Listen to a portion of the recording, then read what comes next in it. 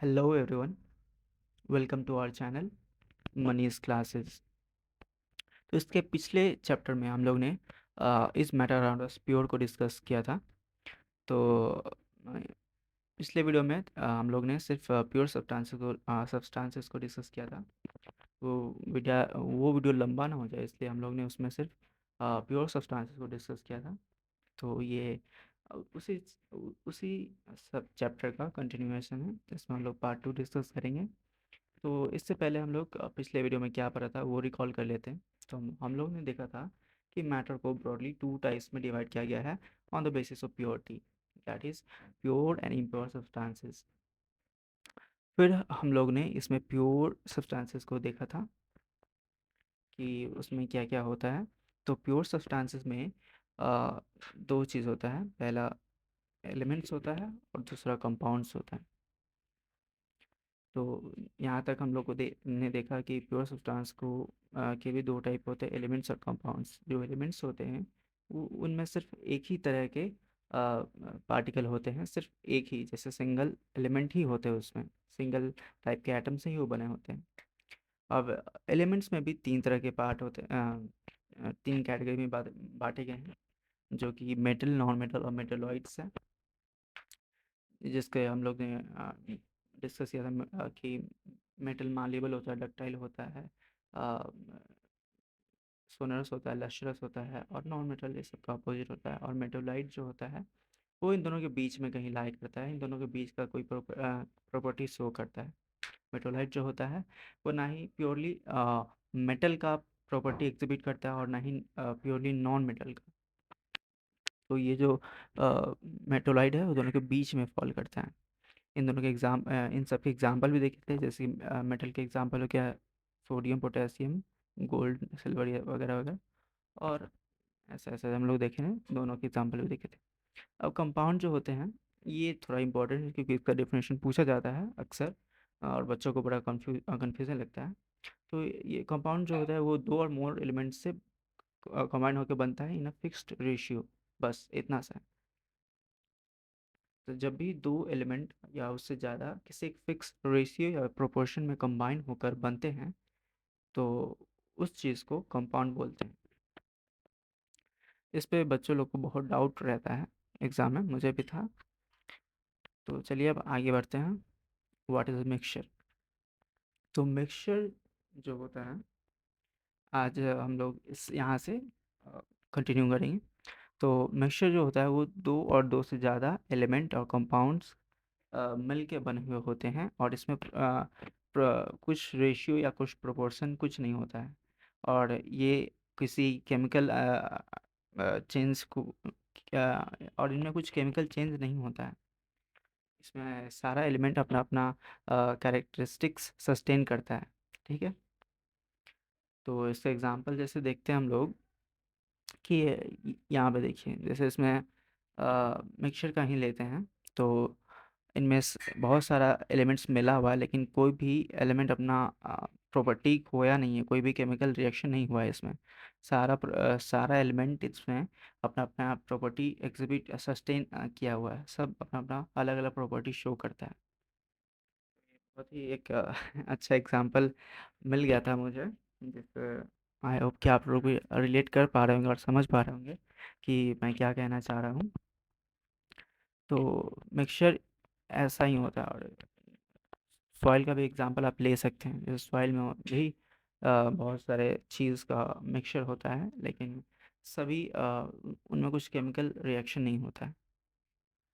अब आगे बढ़ते हैं और देखते हैं कि मिक्सचर कितने टाइप के होते हैं।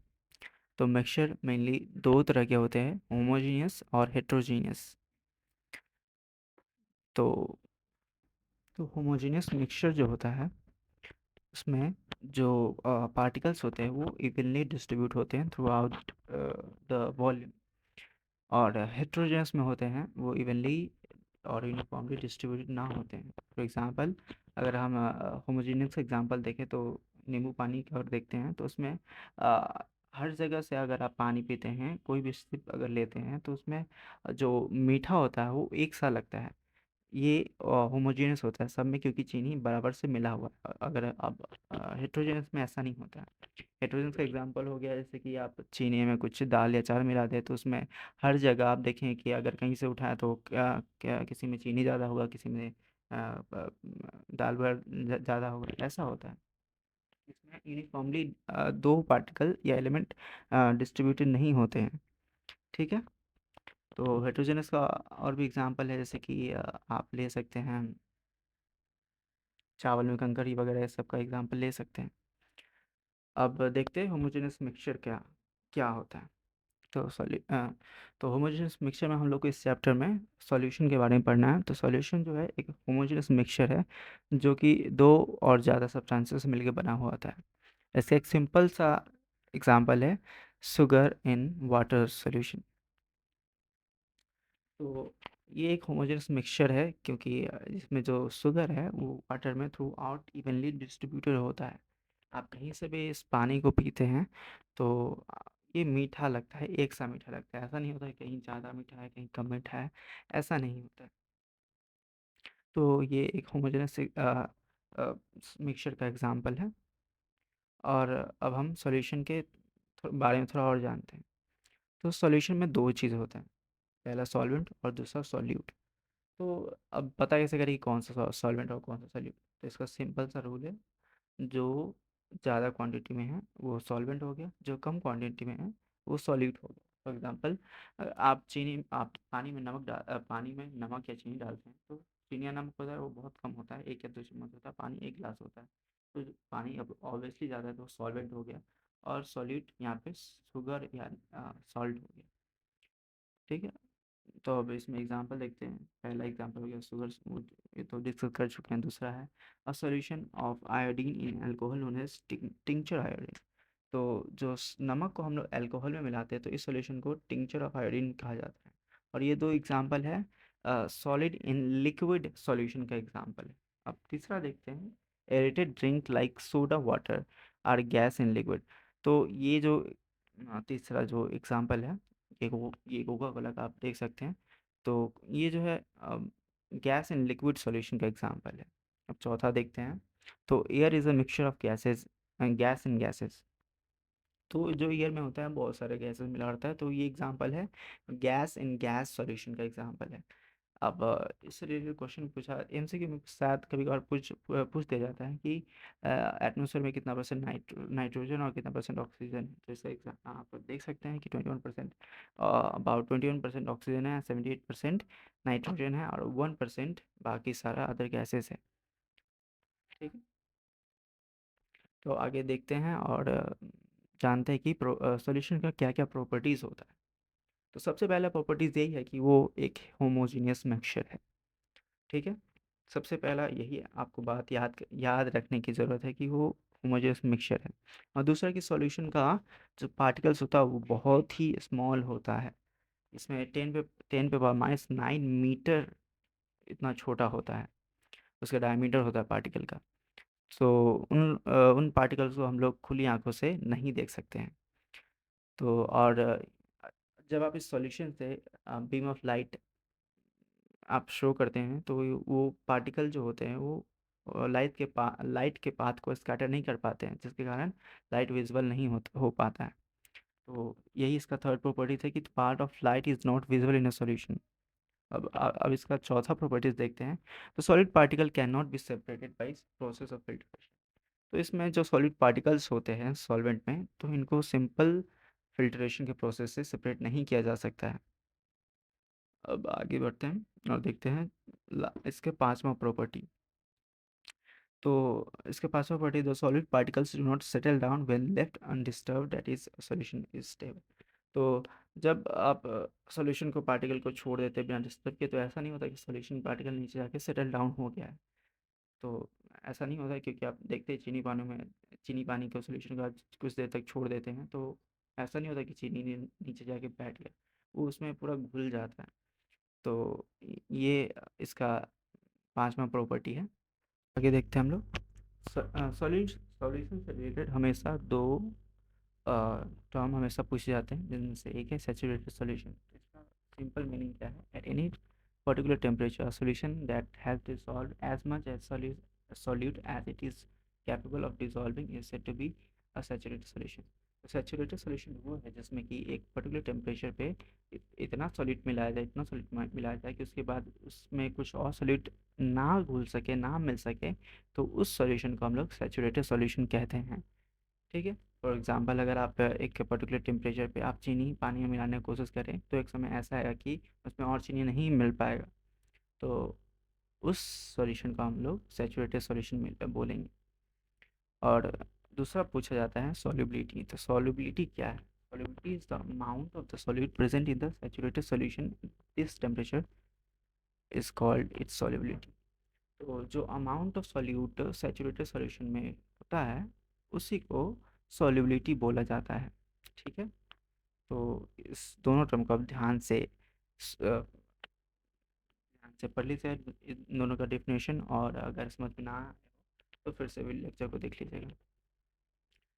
तो आगे बढ़ते हैं और सॉल्यूशन के कॉन्सेंट्रेशन को जानते हैं कि कोई सॉल्यूशन कितना कॉन्सेंट्रेशन है, कॉन्सेंट्रेटेड है, और कौन कितना डाइल्यूटेड है।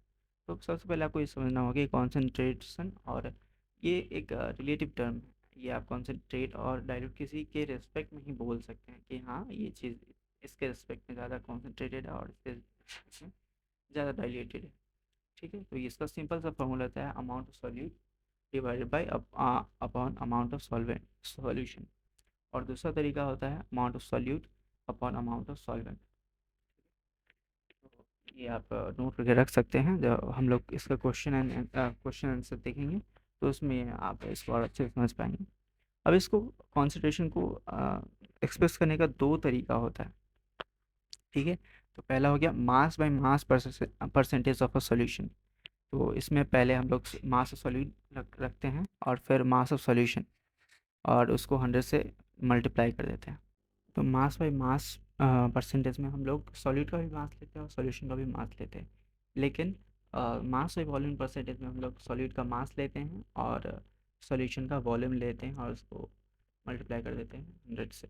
तो हमारा मास बाई वॉल्यूम परसेंटेज निकल कर आ जाता है। ठीक है। फार्मूला को आप लोग अच्छे से नोट कर लीजिएगा क्योंकि ये बहुत ही यूज़फुल है। अब आते हैं हेट्रोजेनस मिक्सचर पे।